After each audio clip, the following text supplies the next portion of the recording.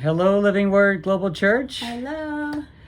We are so happy to be with you right now, and we're especially excited about our regathering on June the 14th. What a day it will be. We can say with King David, I was glad when they said to me, let us go unto the house of the Lord.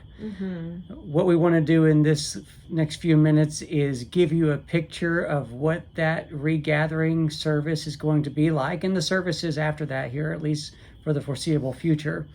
And the first thing we want to say is we need to know if you're coming. Yes. If you would please text either my phone or Pastor Jennifer's phone and let us know that you plan on being there this June the 14th Sunday. That way we can make arrangements, if it's a pretty large crowd, to have two services on Sunday. And every Sunday, every Sunday after. For at least a month, we need to know that you're coming. For the next month, if you'll just give us a text message, we'll be there, Pastor. Yeah. And that way we can know if we need to have one or two services to accommodate the state's guidelines. The next thing we want to say about our services, our regatherings, we want to specifically address all our at-risk members. And we're actually going to encourage you to stay home and continue to watch the services online. The services will be just as they have been. You'll be just as involved. You can send in those text messages, your prayer request, but we're going to encourage you to stay home during this time. As we've seen, our numbers in Dallas County for COVID-19 are still pretty high. And so we love you, we care about you, we want you to be safe. Yes, please. So we're going to ask those of you to please stay home and watch our services online. One more big thing to say before making the decision to come to church, and this one I know is obvious, but we need to get it out there. If you have been feeling ill, if you got a cough, a fever, chills, I understand that if you suddenly lose your sense of smell or taste, that could be a sign. Or if you've been in contact with someone who's had COVID-19 and they've been positive, we're going to ask obviously that you stay home. Even if you think it's just allergies, please just stay home. Watch the service online. This is rather critical because if you do come to the service and it's later found out that you were COVID positive, then we would have to shut down for another 2 weeks and go to online only. We don't want to do that. We might have to. No one's going to be upset about it, but just please, if you're having any of those symptoms, stay home and enjoy the service via online. Yes, err on the side of caution. Yeah.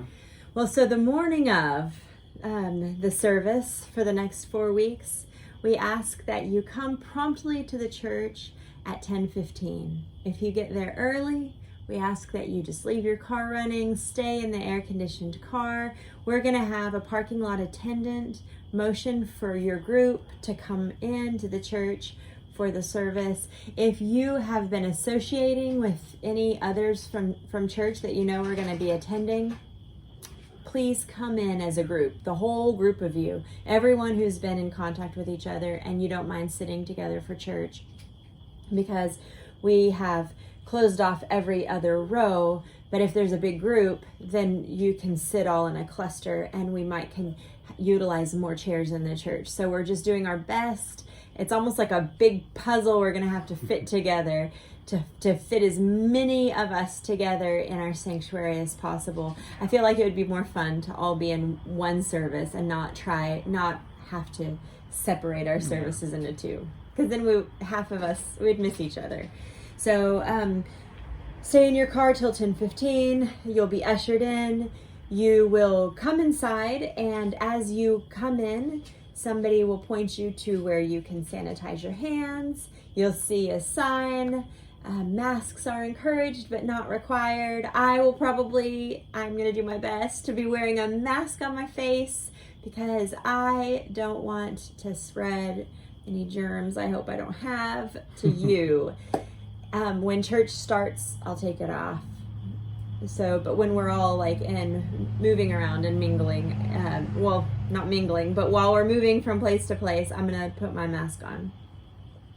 And then you will be able to pick a snack and a drink. The snacks are prepackaged, so just pick a snack. I think right now they're going to all be the same, or we might have a variety. And then just cold drinks that, of course, will have a lid, and we'll keep the sanctuary clean like that. But because the fellowship hall is going to be closed, and we won't be having our normal donut and coffee fellowship that we usually get to have.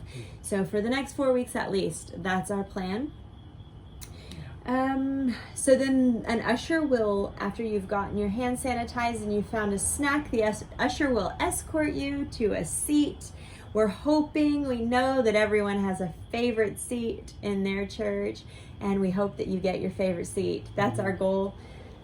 So we're going to try for that, but we do have every other row closed off right now. So if your favorite seat is that closed row, you might have to sit in front or behind. And then if you're one of the last people to come in, then you might have to just squeeze in here or squeeze in there.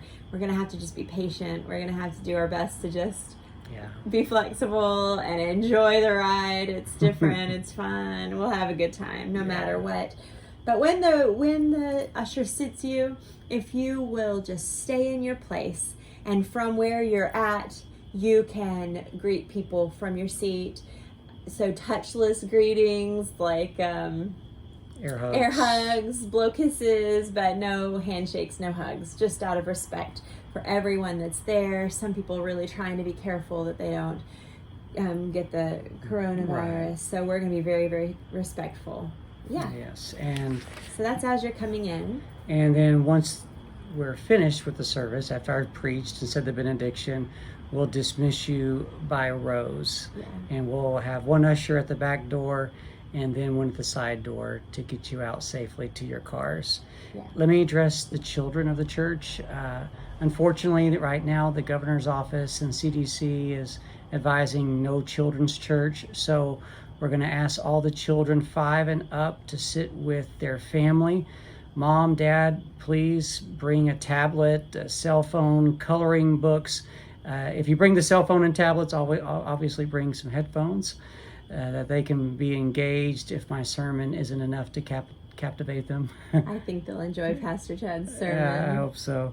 So, but and those of you moms and dads with children 4 and under, I believe Pastor Jennifer is going to call you personally. She's got some ideas for your little ones, something, but she wants to talk to you personally about that first. So if Pastor Jennifer doesn't call you, please, you call her and listen to the ideas she has. Too soon. Well, yeah, you can call me. I'm pretty much ready.